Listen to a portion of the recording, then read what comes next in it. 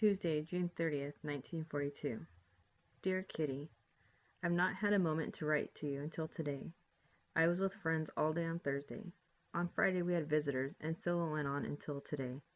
Harry and I have got to know each other well in a week, and he has told me a lot about his life. He came to Holland alone and is living with his grandparents.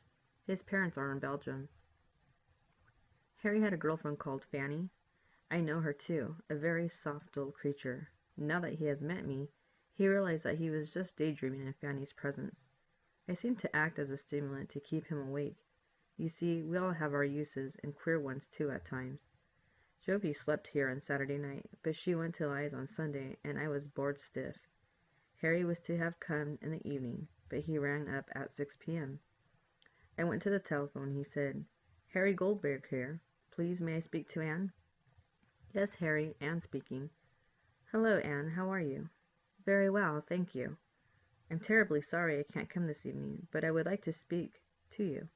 Is it all right if I come in 10 minutes?" "Yes, that's fine. Goodbye." "Goodbye. I'll be with you soon." Receiver down. I quickly changed into another frock and smartened up my hair a bit.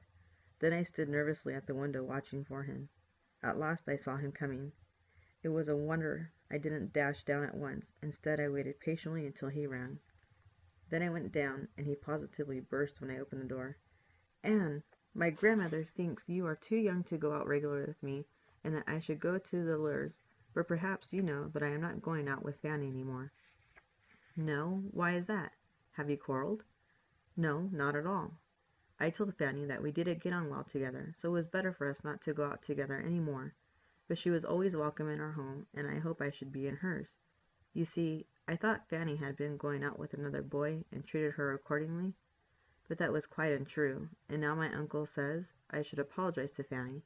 But of course I didn't want to do that, so I finished the whole affair. That was just one of the many reasons. My grandmother would rather I went with Fanny than you, but I shan't. Old people have such terribly old-fashioned ideas at times, but I just can't fall into line. I need my grandparents, but in a sense they need me too. From now on I shall be free on Wednesday evenings. Officially I go to wood carving lessons to please my grandparents. In actual fact, I go to a meeting on the Zionist movement. I'm not supposed to, because my grandparents are very much against the Zionists. I am by no means a fanatic, but I have a leaning that way, and find it interesting. But lately it has become such a mess there that I'm going to quit, so next Wednesday will be my last time. Then I shall be able to see you on Wednesday evenings, Saturday afternoon, Sunday afternoon, and perhaps more. But your grandparents are against it. You can't do it behind their backs. Love finds a way.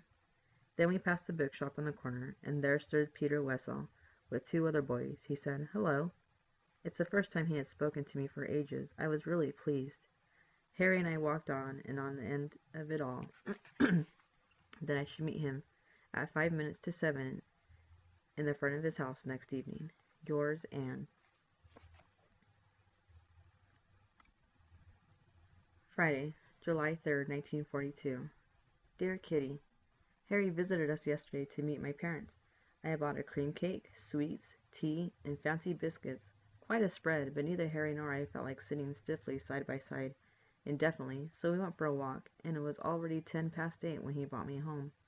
Daddy was very cross, and thought it was very wrong of me because it's dangerous for Jews to be out after 8 o'clock, and I had a promise to be in 10 to 8 in the future. Tomorrow I've been invited to his house. My girlfriend Joby teases me the whole time about Harry. I'm honestly not in love. Oh, no. I can surely have boyfriends. No one thinks anything of that. But one boyfriend, or beau, as mother calls him, seems to be quite different. Harry went to see Eva one evening, and she told me that she asked him, "Who do you like the best, Fanny or Anne?" He said, "It's nothing to do with you." But when he left, they hadn't chatted together any more the whole evening. "Now listen, it's Anne. So long, and don't tell a soul." And like a flash, he was gone. It's easy to see that Harry is in love with me. Rather fun for a change. Margot would say, Harry is a decent lad. I agree, but he is more than that. Mummy is full of praise. A good-looking boy, a well-behaved, nice boy. I'm glad that the whole family approves of him. He likes them too, but he thinks my girlfriends are very childish, and he's quite right. Yours, Anne. Saturday morning, July 5th, 1942. Dear Kitty, our examination results were announced in the Jewish Theater last Friday. I couldn't have hoped for better. My report is not at all bad. I had 1 big studies, a 5 for algebra, 2 6s, and the rest were all 7s or 8s. They were certainly pleased at home, although over the question of marks, my parents are quite different from most. They don't care a bit whether my reports are good or bad as long as I'm well and happy and not too cheeky. Then the rest will come by itself. I am just the opposite. I don't want to be a bad pupil. I should really have stayed in the seventh form in the Montessori school, but was accepted for the Jewish secondary. When all the Jewish children had to go to Jewish schools, the headmaster took Liza and me conditionally after a bit of persuasion. He relied on us to do our best, and I don't want to let him down. My sister Margot has her report too, brilliant as usual. She would move up with cum laude if that existed at school. She is so brainy. Daddy has been at home a lot lately, and there is nothing for him to do at business. It must be rotten to feel so superfluous. Mr. Kufius has taken over Travis and Mr. Krahler the firm Colin and Company. When we walked across our little square together a few days ago, Daddy began to talk of us going into hiding. I asked him why on earth he was beginning to talk of that already. Yes, Anne, he said. You know that we have been taking food, clothes, furniture to other people for more than a year now. We don't want our belongings to be seized by the Germans, but we certainly don't want to fall into their clutches ourselves. So we shall disappear of our own accord and not wait until they come and fetch us. But, Daddy, when would it be? He spoke so seriously that I grew very anxious. Don't you worry about it. We shall arrange everything. Make the most of your carefree young life while you can. That was all. Oh, may the fulfillment of these somber words remain far distant yet. Yours, Anne. Wednesday, July 8, 1942. Dear Kitty, years seem to have passed between Sunday and now. So much has happened. It is just as if the whole world has turned upside down, but I am still alive, Kitty, and that is the main thing, Daddy says. Yes, I'm still alive, indeed, but don't ask where or how. You wouldn't understand a word. So I will begin by telling you what happened on Sunday afternoon. At 3 o'clock, Harry had just gone but was coming back later. Someone rang the front doorbell. I was lying lazily reading a book on the veranda in the sunshine, so I didn't hear it. A bit later, Margot appeared at the kitchen door looking very excited. The SS have sent a call-up notice for Daddy, she whispered. Mummy has gone to see Mr. Van Daan already.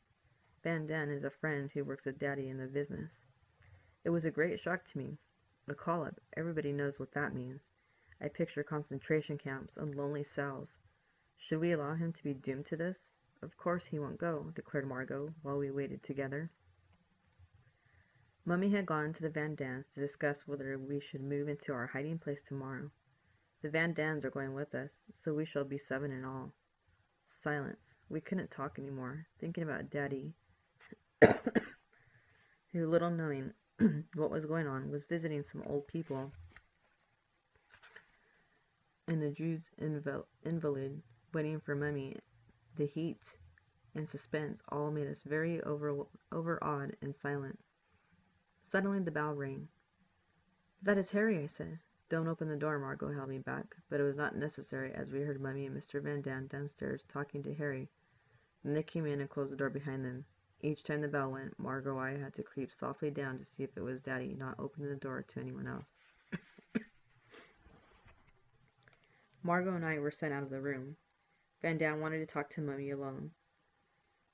When we were alone together in our bedroom, Margot told me that the call-up was not for Daddy, but for her. It was more frightened than ever, and began to cry. Margot was 16. Would they really take girls of that age away alone? But thank goodness she won't go. Mummy said to herself that must be what Daddy meant when he talked about us going into hiding. Into hiding, where we would go. Where would we go? In a town or the country? In a house or a cottage? When? How? Where? These were questions I was not allowed to ask, but I couldn't get them out of my mind. Margot and I began to pack some of our most vital belongings into a school satchel. The first thing I put in was this diary, then hair curlers, handkerchiefs, school books, a comb, old letters. I put in the craziest things with the idea that they were going into hiding. But I'm not sorry. Memories mean more to me than dresses. At 5 o'clock, Daddy finally arrived, and we phoned Mr. Cuvius to ask if we could come around in the evening. Van Dan went and fetched Meep. Meep had been in the business with Daddy since 1933 and had become a close friend. Likewise, her brand new husband, Hank. Meep came and took some shoes, dresses, coats, and underwear and stockings away in her bag, promising to return in the evening. Then silence fell on the whole house. No one of us felt like eating anything. It was still hot, and everything was strange. We let our large upstairs room to a certain Mr. Goudsmit, a divorced man in his 30s who appeared to have nothing to do with this on this particular evening. We simply could not get rid of him without being rude. He hung out until 10 o'clock. At 11 o'clock, Meep and Hank Van Santen arrived. Once again, shoes, stockings, books, and underclothes disappeared into Meep's bag and Hank's deep pockets, and at 11:30 they too disappeared. I was dog-tired, and although I knew that it would be my last night in my own bed, I fell asleep immediately and didn't wake up until Mommy called me at 5:30 the next morning. Luckily, it was not so hot as Sunday. Warm rain fell steadily all day. We put on heaps of clothes as if we were going to the North Pole, the sole reason being to take clothes with us. No Jew in our situation would have dreamed of going out with a suitcase full of clothing. I had on 2 vests, 3 pairs of pants, a dress on top of that, a skirt, jacket, summer coat, 2 pairs of stockings, lace-up shoes, a woolly cap, scarf, and still more. I was nearly stifled before we started, but no one inquired about that. Margot filled her satchel with school books, fetched her bicycle, and rode off behind me into the unknown as far as I was concerned. You see, I still didn't know where our secret hiding place was to be. At 7:30, the door closed behind us. Morgie, my little cat, was the only creature to whom I said farewell. She would have had a good home with the neighbors. This was all written in a letter addressed to Mr. Goudsmit. There was 1 pound of meat in the kitchen for the cat, breakfast things lying on the table, stripped beds, all giving the impression that we had left helter-skelter. But we didn't care about impressions. We only wanted to get away, only escape and arrive safely, nothing else. Continue tomorrow. Yours, Anne.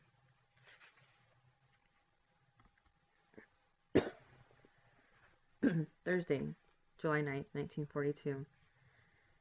Dear Kitty, so we walked in the pouring rain, Daddy, Mummy, and I, each with a school satchel and shopping bag filled to the brim with all kinds of things thrown together anyhow. We got sympathetic looks from people on their way to work. You could see by their faces how sorry they were that they couldn't offer us a lift. The gaudy yellow star spoke for itself. Only when we were on the road did Mummy and Daddy begin to tell me bits and pieces about the plan. For months, as many of our goods and chattels and necessities of life as possible had been sent away, and they were sufficiently ready for us to have gone into hiding of our own accord on July 16th. The plan had to be speeded up 10 days because of the call-up, so our quarters would not be so well organized, but we had to make the best of it. The hiding place itself would be in the building where Daddy had his office. It will be hard for outsiders to understand, but I shall explain that later on. Daddy didn't have many people working for him. Mr. Krahler, Cuvius, Meep, and Ellie Vossen, a 23-year-old typist who all knew of our arrival. Mr. Vossen, Ellie's father, had 2 boys worked in the warehouse. They had not been told. I will describe the building. There was a large warehouse on the ground floor, which is used as storage. The front door to the house is next to the warehouse. Inside the front door is a second doorway which leads to a staircase, A. There is another door at the top of the stairs, with a frosted glass window in it which has office written in black letters across it. That is a large main office, very big, very light, and very full. Ellie, Meep, and Mr. Cuvius would work there in the daytime.